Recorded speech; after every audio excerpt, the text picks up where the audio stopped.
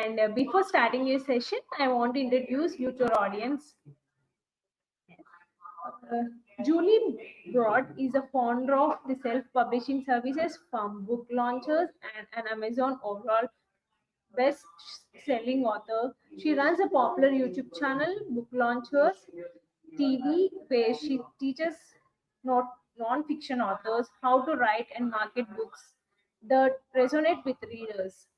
An expert in writing with marketing in mind, Julie has been speaking across Canada and the US since 2009. She shares proven strategies to help authors achieve results, make an impact, and increase their earnings.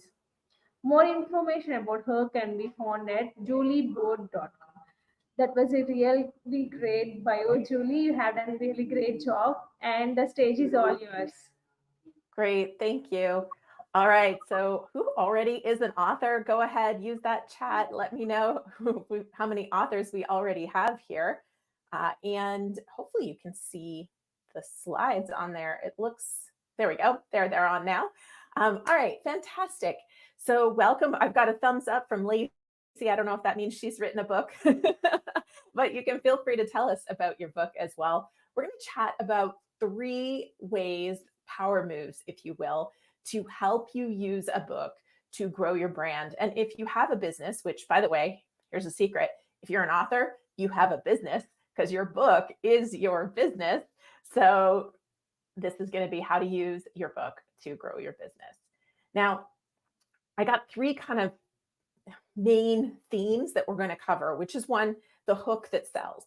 And this is the thing that if you haven't written your book yet, you're going to be excited that you learned this today, because this will help you with everything you do as an author. And if you already have your book out, it may have you rethinking how you're marketing that book, or maybe have you thinking about a second edition. Number 2 is the thing that is not a marketing strategy. And we'll talk about what is a strategy, but hope is not a marketing strategy. And then we're going to talk about how to leverage your book, not just sell it, so that you are growing a brand and a business around there. So we've got Evelyn and Sophia and Julia all saying hello. So hello back. I'm going to dive right in and share just a little bit about my background, because many of you have probably never heard of me or book launchers. And for me, I am in Las Vegas in the United States, but I grew up in Canada, and my whole story of how I got into the book world started in Canada. And I was working at a company called Kimberly-Clark. They have Kleenex and all those kind of fun things. Kleenex, Huggies, Kotex, all that stuff. And one of my coworkers recommended a book. And I did what I had to do in 2001. And I wrote down the name of the book and drove to the store and bought the book. And I read it that weekend. And it was Rich Dad, Poor Dad. And I immediately decided that I needed to get my money working for me. And I started devouring every book I could find on real estate investing. And I bought my first property. And that's that beautiful thing there in the bottom corner, which, funny enough, that driveway doesn't look that steep, but that driveway was like this. Like I got a good deal on the property for a reason. But it started all of my lessons in real estate and all the things I learned that, you shouldn't do. And I started writing a newsletter in 2006. You can see that beautiful thing in the top right corner. And that newsletter grew without me having a website. It grew because people heard about it, they forwarded it to their friends, and people would write in, and I had to manually add them in. And then in 2009, I started a YouTube channel, and then that grew too. And little bit by bit, I was growing this thing called a platform. And Wiley, one of the publishing companies, contacted me and said, "Hey, we're interested in doing a book with you." And suddenly the little girl in me that always thought she'd be a writer until somebody told her writers don't make money, she was like, "I'm going to get a book deal." So I told them excitedly about this idea I'd been carrying around for a little bit. And they went, "Oh, no, not that idea."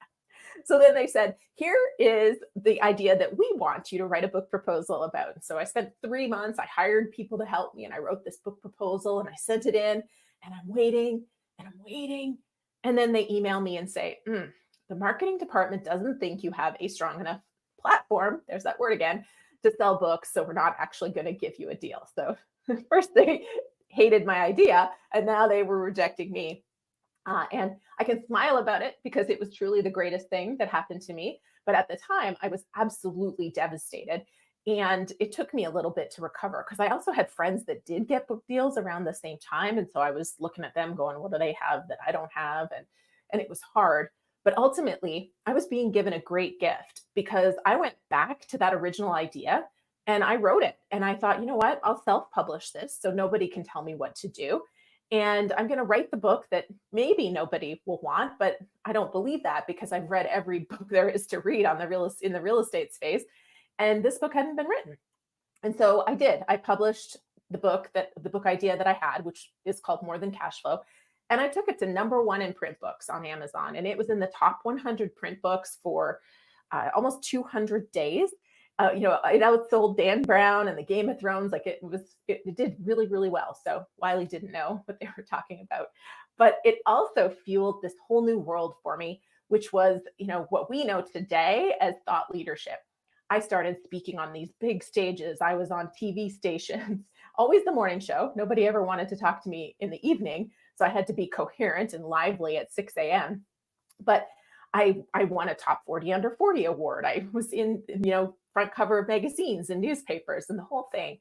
And what I realized was the power of the right book to grow your brand and your business. And it wasn't immediate, but this all happened in 2013. And by 2017, I was starting to work with so many real estate folks that wanted to write a book to help them raise capital, to help them, as realtors or mortgage brokers, that I decided to start a company that would help people write, publish, and promote a book. Because one of the reasons why my book did so well was because it was perfectly positioned to help a specific person. And I also had a lot of fuel on my fire because Wiley had rejected me and I didn't think it was going to sell. So I was ready to hustle to make it work.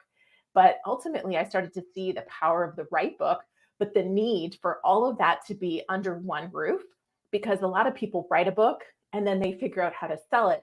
And then they wonder why they're not achieving their goals. And it's because there's a disconnect. You have to write the book with the reader and the goals in mind. But before I get into kind of those 3 power moves, I do believe that for so many people, there's a handful of mistakes that get made all the time. And one of them is they don't do a book for whatever reason. And if you are a speaker or you want to be a speaker or you have a brand that you're building or a business that you're building, a book is a tremendous tool in your tool belt. And I work with a lot of people in the financial space, and they're always competing on, well, we have 25 years or we have 130 years combined experience in this space. Or they, compete on letters after their name.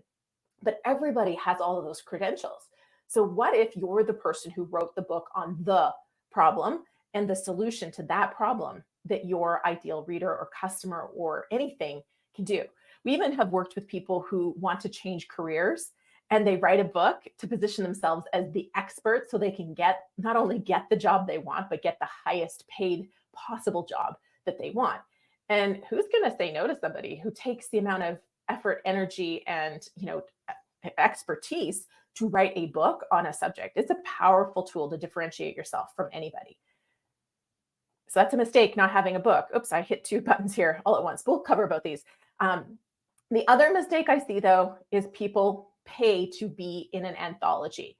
And, they say, well, now I'm an author. And now I can say I'm a best-selling author. Well, if you pay to be in an anthology, you're paying for a chapter, right? So you might write, a short chapter, 2,000, 5,000 words at the absolute most. And now you're part of this book. And yeah, you can say you're an author, but what has it really done for you? And so to give you an example, I was part of this anthology, this Business Life Universe anthology. And you know how hard it was for me to find on Amazon what this book was when I didn't know the title? I searched for my name and it didn't come up. And I eventually had to go and start searching I had to find the title from the person and search for the title to get this screenshot for you. And you see, that's because when you're part of an anthology, there's not enough room for 20 names or 12 names or 15 names to be called the author. So you get a little line item down here in the description that says contributors. Yeah. So now when I want to go and book a speaking engagement, do you think that's going to help me? It doesn't help. And so in this case, I didn't actually spend money to be a part of this book. But many people pay $2,000, $5,000, $8,000 to be a part of this. And they say, well, now I can say I've written a book with so-and-so famous person. But really, is it getting you where you want to go? And wouldn't you be better to say, I'm the author of this book, and I wrote the book on the subject that solves this problem or tells this story? So much more powerful. And then the other, oops, there we go. It's clicking forward. The other mistake is either writing the wrong book or playing small with your book. Some people just say, oh, it's just a business card book, and they throw it out there in the world, but they're actually embarrassed about it. We have a lot of people who come to us at book launchers that are like, oh, I wrote a book, but don't look at it, please. And I just say, it's like you've rolled up expecting to get money for whether it's your speaking engagement or your services or whatever it is, and you're rolling up in a beater trying to tell somebody you're worth the Rolls Royce or the sports car. You have to make investments in yourself to showcase your brand so that you get paid what you're worth, right? If you're rolling up in a beater, it doesn't have the same thing. And I say beater because some books had no editing. They DIY'd their cover and it looks like a beater, right? They thought, well, it's just a business card. I just need something to hand out. Well, that can work. But really, where the real power comes from is when you write a book so good, people read it, they now recommend it, and they're going to positively review it, because that's when your book is going to get you amazing opportunities, is when people read it and love it, they want to say a positive review, and they're going to recommend or refer you to other people. Now, before I tell you the 3 things that I want to share about how to do this really successfully, and I was just checking my time over here, is I want to note that a lot of people don't want to self-publish because it has had for a long time connotations that aren't always positive. But I can tell you, not just from the almost 800 authors we've worked with at book launchers, but from my own experience, there is very little a self-published author can't do that a traditionally published author can. And in fact, as a self-published author, you own your rights, you can direct it, you're the CEO of your project, so you have control over the topic, the cover, all of those fun things. But also you can do it so much faster. But I was speaking at the American Library Association, and I was talking about working with self-published authors and helping them with the self-published process because they get asked by a lot of their patrons. And I had this one woman sitting back there, and she just sat there cross-armed, and she looks at me and she goes, we don't carry self-published books in our library. And I said, oh, and a few other people in the room were nodding like, we don't either. And I said, oh, really? Oh, okay. I said, so you don't carry the books by David Goggins? And I started naming some of the books. And then I even had this slide or a similar one to this. I've added a few books to it since. I'm like, so you don't have David Goggins or Pat Flynn or Seth Godin or James Altucher. I didn't have the Alex Hormozi or the Taylor Swift book at the time, but I had all these other ones. And they went, well, yeah, of course we carry those. Those are bestsellers. I was like, they're all self-published. And their mouths just dropped. And so I think a lot of people think self-published means not good, which is why you don't want to roll up in that beater of a car. You want to have a sports car. And when you have a sports car, nobody's going to even know that you self-published because nobody thinks David Goggins did. A lot of people know Taylor Swift did because it was well talked about, but also she had a massive team behind her. But, Alex Hormozi's book has sold hundreds and hundreds of thousands of copies, maybe even more than that, completely self-published. So how do you position yourself for success? Well, number 1 is the hook. And it's the hook that sells. And if you can write your book with this in mind, you're going to set yourself up for so much more success. But if you've already got your book out, think about what this is for your book, because this is your marketing angle. And this is the outcome of the outcome for the reader and how you're uniquely positioned to get them there. So what does that mean? Well, the kind of funny, ridiculous example that I use is, let's say you wrote a book on how to have hair regrow. And you might think every bald person is your audience.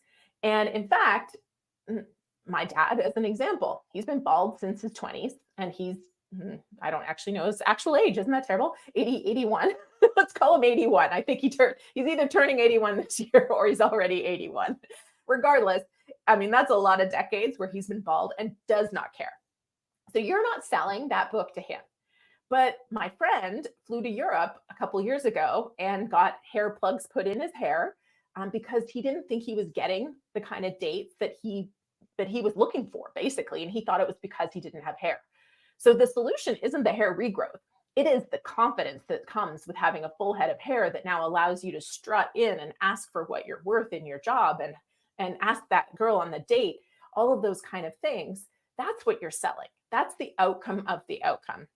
It's just like we worked with somebody who had a book on heart health, and he was trying to convince us that everybody's the audience because everybody has a heart, but not everybody is caring about their heart health right now. So you have to find that outcome of the outcome and then talk about how you are uniquely positioned. And that's your story. That's your goals. That's your background. That's that layer on top of this that makes you uniquely the person to help that reader. And that's why you have to know that reader really clearly.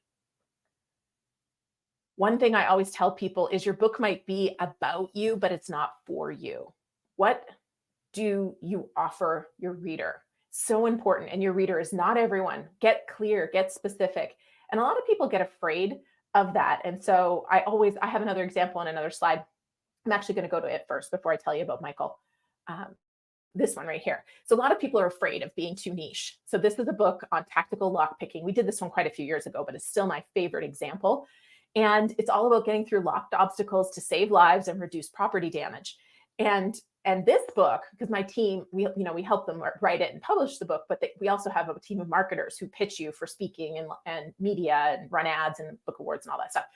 And so in our first round of pitching, we usually have somewhere between a 10 to 20% success rate in getting somebody exposure. And so that exposure might be like media or speaking or something like that, but it's 10 to 20%. With this book, it was 75% because it's so specific. It's for first responders, and first responders need this information.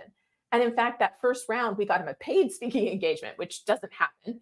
And then after that, we also had somebody contact us from a crime writers conference. So everybody's thinking, well, you're only going to have so many companies that do first responder training. And there's this company there's this event booker for this crime writers conference that wanted him to come and speak. So when you have a niche audience, you're more likely to start off with a bang and have a lot of success, but you'll find periphery audiences as well. But if you start trying to target everyone, it's like you're that little speck in an ocean trying to stand out. Now, going back to Michael, he's an example of a book that lacked a hook that would sell. He came to us with a manuscript called The Empathy Formula, and he'd gotten some pretty strong feedback that this was never going to sell. And we took a look at it, and the content was really, really good, but it was positioned as the empathy formula, like why empathy will help you make more money and have more fulfillment. And we're like, ooh, like the people who need empathy, they're not buying this. So how do we make this book something that's going to sell and going to pop? And he's had, 20 some jobs in his life. And he just talked about how in almost all of those jobs, people thought they had to be mean to get results. And in fact, he said, mean people suck. And if you're nice, you actually make more money, have more fun, all these things. And all of a sudden we were like, that's it. That's the book. Mean people suck. And so we created that. And that's a marketable hook. You can see he's standing in front of a room. He was about to give a big talk on this subject. He's got it on his shirt. It's brandable. It's memorable. And it's a hook that sells. And that's what you need for your book. And it may not be, that's why I said you may come out with a second edition. It may not be that the whole content needs to be revised, because his book is still the empathy formula at its heart. It's just that we repackaged it as mean people suck. Okay, so going back here, your marketing strategy. We're not going to use hope as our marketing strategy because posting is not the same as promoting, and doing ads without strategy is like flushing it down a toilet. and getting on the stage or not having that strategy doesn't have stage or media appeal. So what you want to do is you want to have a whole package. And I know this slide is itty bitty, so I'll talk you through it. Our client, Jonathan Stanley, 8 months after his book came out, so many months after many authors stopped talking about their book, he was still out doing book signings. He was at a Barnes & Noble, did a humble little signing. Somebody recorded a video of the signing, and that went hyper viral, like 100 million views on TikTok. And as a result, his book skyrocketed, sold thousands and thousands and thousands of copies, and had 100 new reviews in a very short period of time. all of this happened because hope wasn't a strategy. Yes, he got luck. That lightning bolt happened to strike, but he was ready. His book was really well packaged. That title, Purposeful Performance, he told me he's gotten compliments on that title from so many people. And we worked hard on that title, but the book is a really good read. So again, go back to that thing where I said you have to be read, referred, or read, well reviewed, and then referred. Well, people read his book and loved it, and it just grew. If his book stunk when this happened, this thing would have fallen flatter than a pancake, right? So it is having a great book, because when luck happens, you want to be able to hand that book to somebody amazing. One of our clients was able to hand her book to George Clooney and got an endorsement from him. If you have a bad book and you happen to have that lightning bolt moment, are you going to be excited about handing it to somebody and going, like, if think about the greatest person in your space that you could possibly run into, and you hand them your book, are you proud and excited when you do that? And is it well packaged? Really important. But also having a clear author brand and having all your social media, everything in alignment with that brand, so that when something does happen and people check you out, it looks consistent and appealing to that person and the media. And the media kit was really important because People Magazine, Good Morning America, USA Today, like you name an outlet, he was featured in the couple of weeks after. And he had a great media kit. He was media ready because we do media training. He had media questions. He had everything ready to go. That's so important. And of course, he had all the online systems set up so people could buy his book, so he could sell thousands. And most important, he showed up with an attitude of gratitude. Now, Sophia is saying, how can a book build a personal brand? It is a tool that you use to grow that brand. And so that's kind of what I'm saying. He was out there selling his book at a Barnes & Noble, but now all of a sudden, all the media wanted to talk to him. And your brand is you, right? Your brand is the things that people talk about and say about you when you're not in a room. And ultimately, to help control what people say or craft or curate what is said about you, that all comes down to that hook that we've talked about and this packaging, right? The title of your book, your social media, your website, all of that comes together. And then for me, I think a brand is what people say about you when you're not in the room, right? How are you known? How do people recommend and refer you? And writing the right book helps with all of that. Now, the final move that we're going to talk about before we wrap is a power move where you leverage your book. And that's kind of going into this question, which is, how do you use your book, right? How you've got a book, now what? And really a book, yes, it's nice to sell books. And, when you self-publish, when you traditionally publish, you can look forward to making, about $1 per book you sell. When you self-publish, depending on how you price it, you might make $4 to $6 per book sold. Or if you're selling books at the back of the room, you might make $10 per book sold. So you're not making big bucks on books. But what you can do is kind of like we talked about, tactical lock picking. He was getting paid speaking engagements to go teach people how to pick locks. And Jonathan Stanley, he's got so many opportunities now. One of our clients yesterday actually just told me his book's getting translated into Russian. He got a Russian publisher. So he owns his rights everywhere, but now in the Russian language, he has sold it. He's getting a lump sum payment and then royalties for the sale. But for me, a book can be currency. So I can use my book to get things in exchange. I've given books to magazines and they use them to give away to subscribers. And they've given me ad space and booth space at their events. So a book can be a tool that you use. It can also be if a speaking event doesn't have a budget to pay you as a speaker, you can often sell them books instead, because they can use books as marketing. Like every attendee will get a free book. That might come from their marketing budget where they don't have a speaker budget. So you can use it as currency. You can turn your book, when you own it, you can turn it into a course. You can turn it into a consulting gig. You can repurpose it for content, video content, social media content, articles, blog posts, all of that. And I mentioned the licensing, you can run mastermind groups around that content. That was one of the most powerful things I did with my first book, is I started a mastermind group for real estate investors. And that group filled up after the book came out. It filled up every single year. And we were charging $10,000 a group. And that was back in 2013, 2014. So mastermind groups around a concept of a book can be really, really powerful. Ultimately, I think just think about how you can build your empire around it. We have clients that build apps. from their book, and then they start membership groups. We have other clients who now are writing articles for paid outlets and doing keynote talks around their book. So there's a lot of different ways you can do it.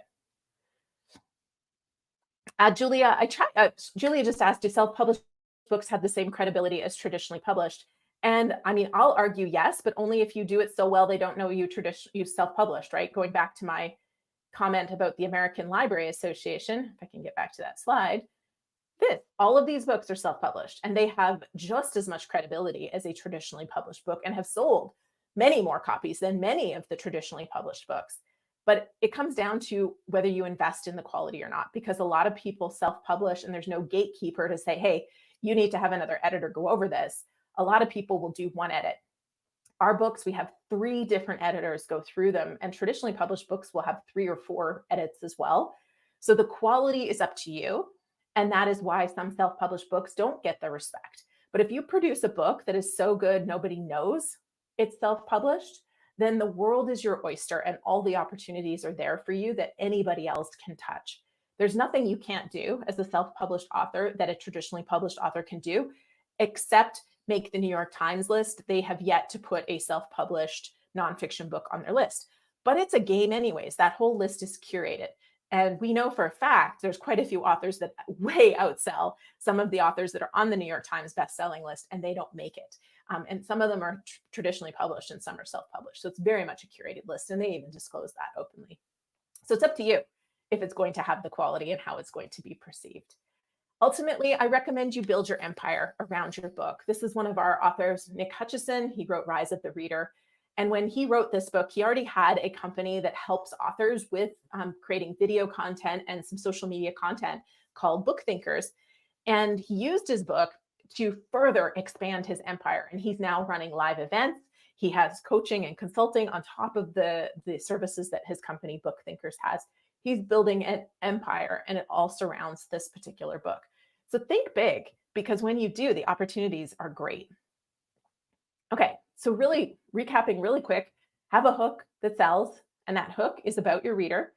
The book might be about you, but it's for your reader. Have a strategy.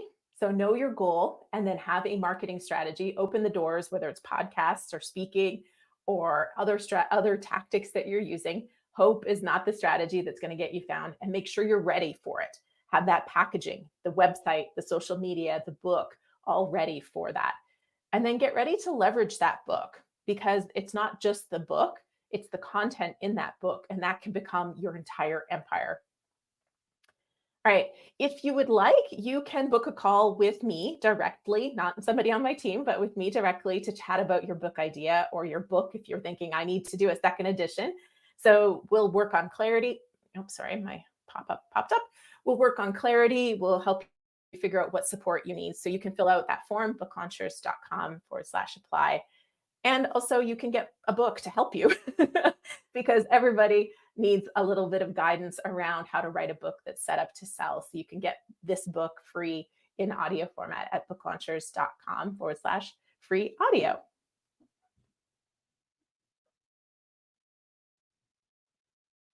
All right, I see another question. How do you turn readers into paying clients? Again, that's totally up to you and what kind of business you're running. You can create courses, you can put it into your funnel and send them an email and encourage them to hire you for whatever it is you do. Everybody's going to tackle that a little differently, but that's why I told you to think about your empire and then build it. Yes, thank you so much, Julie, for your valuable presentation. We got so many questions from our audience, Julie. We are running out of time, so we will post it to an email so you can respond there. Great, thank you. Yeah, thank you. Bye-bye.